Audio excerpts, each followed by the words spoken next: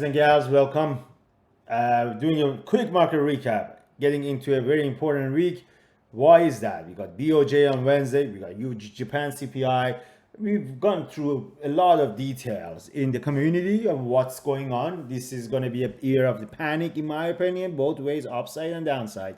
So very quickly going over the levels that I have for this week. Obviously, we're putting something new. I'm personally putting something new in terms of the levels for the week, for the month, for the quarter, on top of everything else that we do on the charts for the future. So for this week, what I'm looking for is that the 39.84 zone and also the 39.45. On the bigger picture, we have the 38.95 as a pivot for this quarter that we're going into. So for the market, as we have the 10 years, it starts to do a little bit of a bounce. The Dixie starts to do a little bounce. What I'm looking for early this week, potentially for some backtest. The backtest, where am I looking for?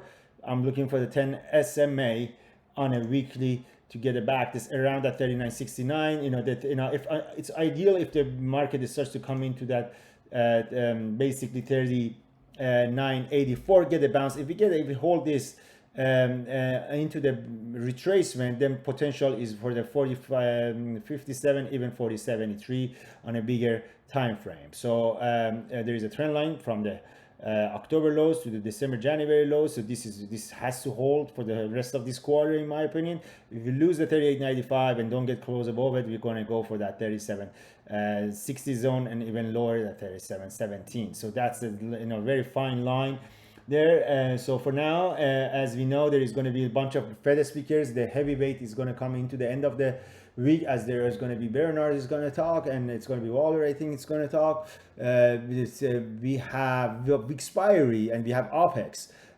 Short and weak. My anticipation is there is going to be some retracement. The retracement I'm looking for right now, 39.84. If it holds, good. If it doesn't hold, we come back, 39.45 has to hold. Before that, there is a 39.59 zone, which is going to get tested, but 39.45 has to hold. If bulls lose the 38.95 for whatever reason in the next few days, then there is going to be a shift and it's going to be a more downside pain. As long as the 38.95 holds, I do believe and then if they come out and bounce off of that 39.85, there is a potential for more upside.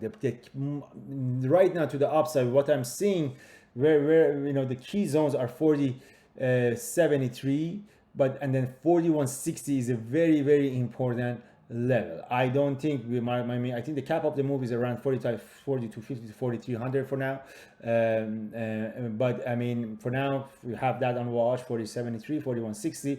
On this low side, this is a very important zone, 38.95. From a charts perspective, that's gonna potential for this week is that early this week we get into this zone. Maybe it comes as I think if you look at it from the bigger picture on the SPX and the ES, whenever we get into that upper Bollinger Band on the daily chart, on the second standard deviation, there is a pushback. So if we see a higher open tomorrow, my anticipation is that we're going to get the price is going to get stalled. We're going to come back for a backtest of 200 SMA, and potential is that a little bit lower into that 39.85. If we lose that 84, if we lose that, then it's going to be all about the 39.45 to 39.65-ish zone. The threshold that I have again on the below and very important zone is 38.95.